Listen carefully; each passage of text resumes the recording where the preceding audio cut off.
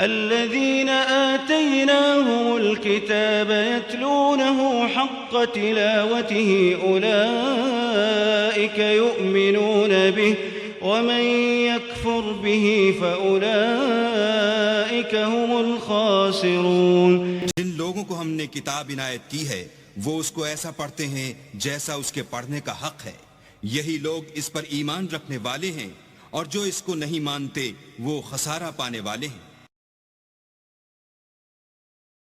اعوذ باللہ من الشیطان الرجیم، بسم اللہ الرحمن الرحیم. والمحصنات من النساء إلا ما ملكت أيمانكم كتاب الله عليكم وأحل لكم ما وراء ذلكم أن تبتغوا بأموالكم محصنين وأحل لكم ما وراء ذلكم أن تبتغوا بأموالكم محصنين غير مسافحين فما استمتعتم به منهن فآتوهن أجورهن فريضة ولا جناح عليكم فيما تراضيتم به من بعد الفريضة إن الله كان عليما حكيما. ومن لم يستطع منكم طولا أن ينكح المحصنات المؤمنات فمما ملكت أيمانكم من فتياتكم المؤمنات والله أعلم بإيمانكم بعضكم من بعض فانكحوهن بإذن أهلهن وآتوهن أجورهن بالمعروف محصنات غير مسافحات ولا متخذات أخدان فإذا أحصن فإن أتين بفاحشة فعليهن نصف ما على المحصنات من العذاب ذلك لمن خشي العنة منكم وأن تصبروا خير لكم والله غفور رحيم. يريد الله ليبين لكم ويهديكم سنن الذين من قبلكم ويتوب عليكم والله عليم حكيم. والله يريد أن يتوب عليكم ويريد الذين يتبعون الشهوات أن تميلوا ميلا عظيما. يريد الله أن يخفف عنكم وخلق الإنسان ضعيفا.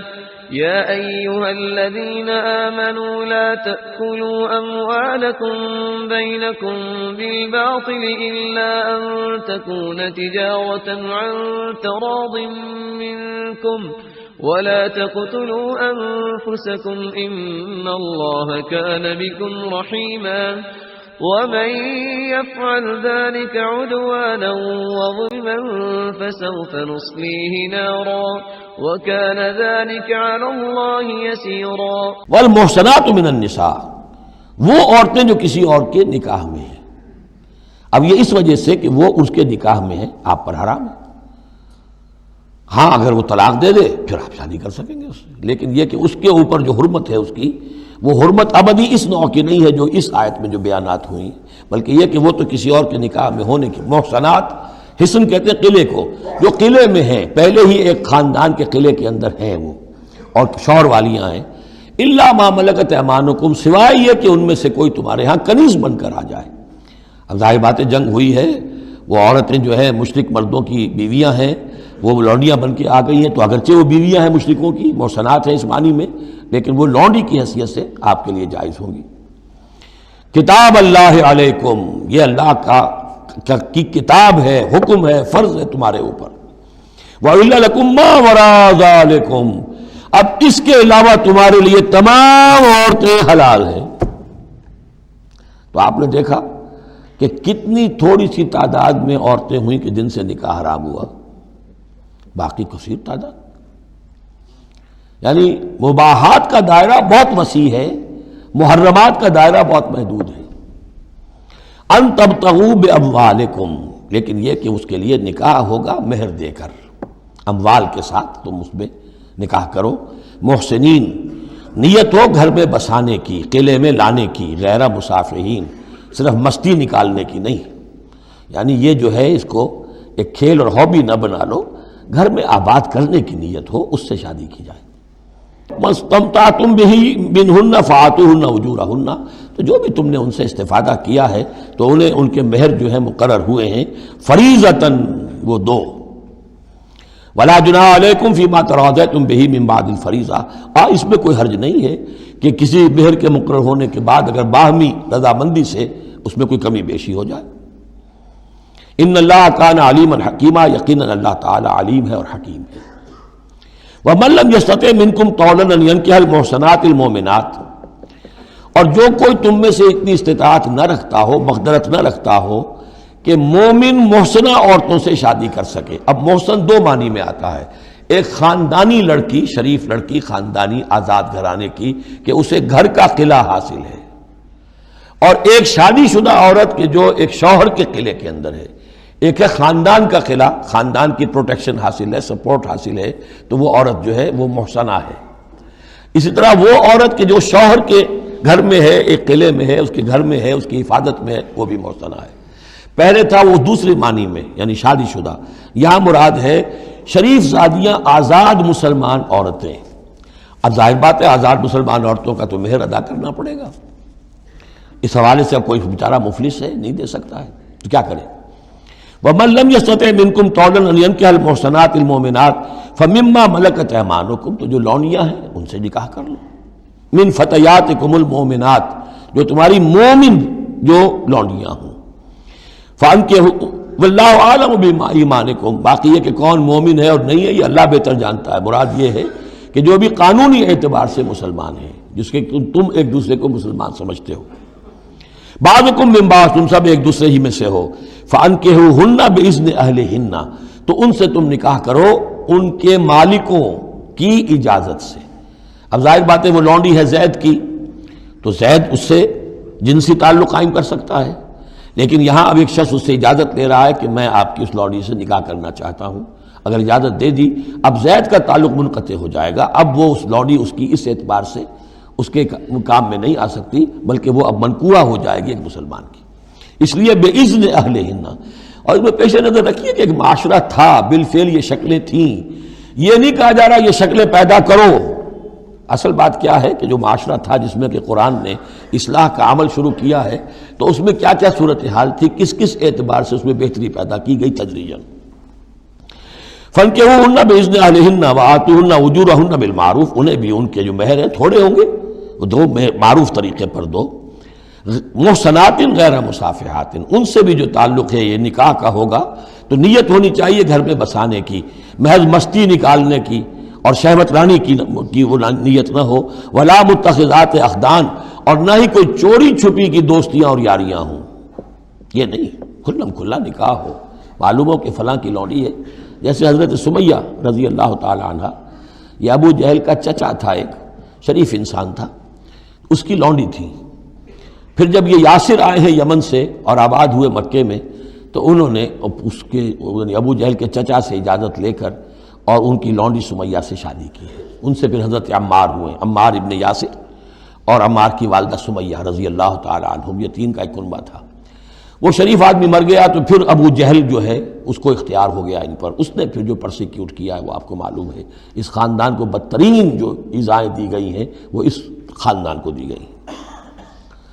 فَإِذَا أُحْصِنَّ، پھر جب وہ قید نکاح میں آ جائیں، فَإِنْ أَتَيْنَ بِفَاحِشَةٍ، پھر اگر وہ کوئی غلط کام کریں، اگر کوئی وہ جو ہے بے حیائی کا کام کریں، فَعَلَيْهِنَّ نِصْفُ مَا عَلَى الْمُحْصَنَاتِ، تو انہیں آدھی سزا دی جائے گی اس کی کہ جو شادی شدوں کو دی جائے گی۔ اب یہ جو ہے چونکہ ابتدائی احکامات ہیں، ابھی تک تو رجم کا حکم آیا ہی نہیں ہے، ابھی تک 100 کوڑوں کا حکم بھی نہیں آیا ہے، ابھی تو یہ تھا آزوہما، تو کوئی بھی انہوں نے اپنا طریقہ مقرر کر لیا ہے کہ اتنا کچھ ہم ماریں گے، تو اس میں البتہ ذہن میں رکھا جائے کہ اس میں یہ ہے کہ جو یہ لونڈی ہے منکوحہ، اس کو اگر سزا دینی ہے اسی طرح کے جرم کی تو اس کی سزا بھی عادی ہوگی، اس لیے کہ ایک شریف خاندان کی عورت جسے پروٹیکشن حاصل ہو اس کا معاملہ اور ہے، اور ایک اس بیچاری غریب یعنی اس کا لونڈی کا معاملہ اور ہے۔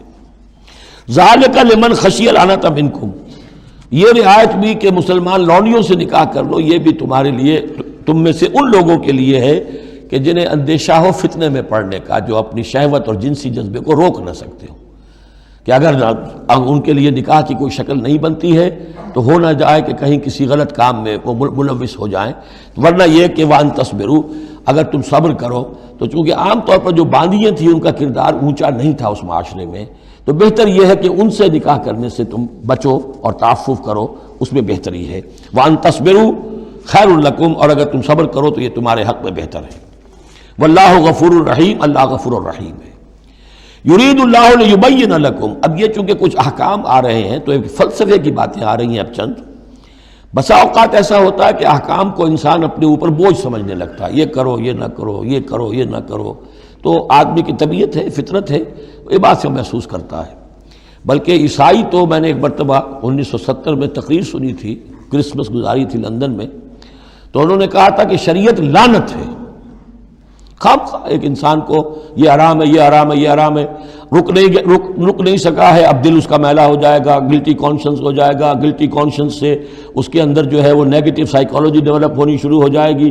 یہ ساری گندگی کہاں سے پیدا ہوئی کہ آپ نے حرام حلال کا فلسفہ چھیڑ، سب حلال کرو چھٹی ہو جائے گی۔ تو ایسے ایسے فلسفے بھی دنیا میں ہیں، اور یہ میں نے تقریر سنی 1970 میں لندن میں کرسمس کے دنوں میں۔ یرید اللہ لیبین لکم، اللہ تعالیٰ چاہتا ہے کہ تمہارے لیے ان چیزوں کو واضح کر دے۔ وَيَهْدِيَكُمْ سُنَنَ الَّذِينَ مِن قَبْلِكُمْ، اور تمہیں ہدایت دے ان راستوں کی کہ جو تم سے پہلے کے لوگوں کے تھے۔ وَيَتُوبَ عَلَيْكُمْ، اب اس میں دونوں طرف جائے گا، پہلے کے نیکوکار بھی تھے، پہلوں کے بدکار بھی تھے۔ نیکوکاروں کا راستہ تم اختیار کرو، صراط الذین انعمت علیہم، اور دوسرے راستوں سے تم بچ سکو۔ وَيَتُوبَ عَلَيْهِمْ، علیکم، اللہ چاہتا ہے تمہارے اوپر، تم پر عنایت فرمائے۔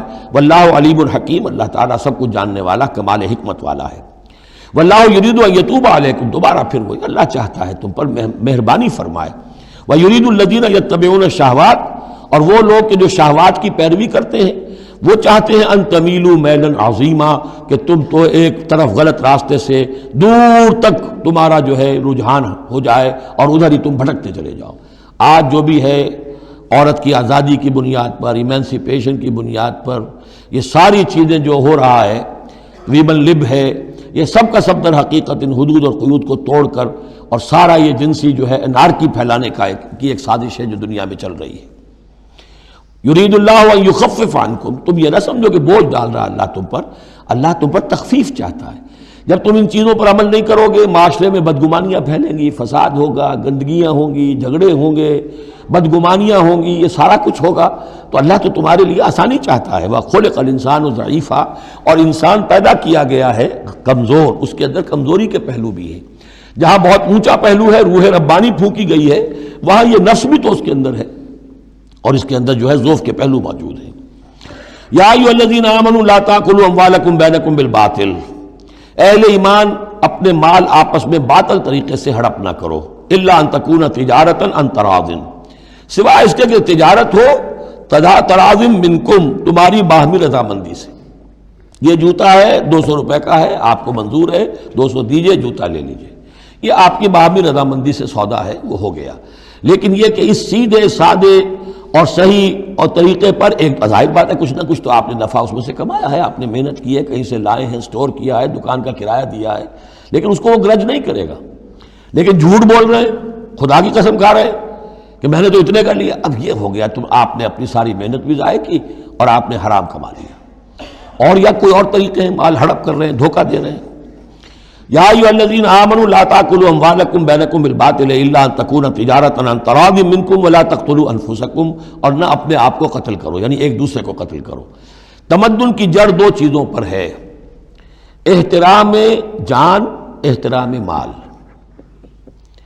میرے لیے آپ کا مال محترم ہے، آپ کی جان محترم ہے، میں اسے کوئی غضب نہ پہنچاؤں، آپ کے لیے میرا مال، میری جان، میرا جسم محترم ہے، اسے کوئی گزن نہ پہنچائے۔ اگر تو یہ جینٹل مین ایگریمنٹ ہمارا چلتا ہے تب تو ہم ایک معاشرے میں رہ سکتے ہیں، ایک ملک میں رہ سکتے ہیں، اور اس میں اطمینان ہوگا، سکون ہوگا، چین ہوگا۔ اور جہاں یہ دونوں احترام ختم ہو گئے، جان کا نہ مال کا، تو ظاہر بات ہے کہ پھر وہاں سکون کہاں سے آئے گا، اطمینان کہاں سے آئے گا، چین کہاں سے آئے گا۔ وَلَا تَقْتُلُوا أَنفُسَكُمْ إِنَّ اللَّهَ كَانَ بِكُمْ رَحِيمًا، یقیناً اللہ تعالی تم پر بہت ہی مہربان ہے۔ وَمَن يَفْعَلْ ذَلِكَ عُدْوَانًا وَظُلْمًا، اور جو کوئی بھی یہ کام کرے گا، دو کام، چوری اور دھوکہ اور قتل نفس، ظلماً اور عدواناً، تعدی کے ساتھ، ظلم کے ساتھ، فسوف نصلیہ نارا، تو اسے تو ہم جھونک دیں گے آگ میں۔ وَكَانَ ذَلِكَ عَلَى اللَّهِ يَسِيرًا، اور یہ چیز اللہ پر بہت آسان ہے۔ یہ نہ سمجھنا کہ کیا اللہ تعالیٰ تمام نوع انسانی کو جہنم میں جھونک دے گا، یہ اللہ کے لیے بہت آسان ہے۔ بارک اللہ لی ولکم فی القرآن العظیم ونفعنی وإیاکم بالآیات والذکر الحکیم۔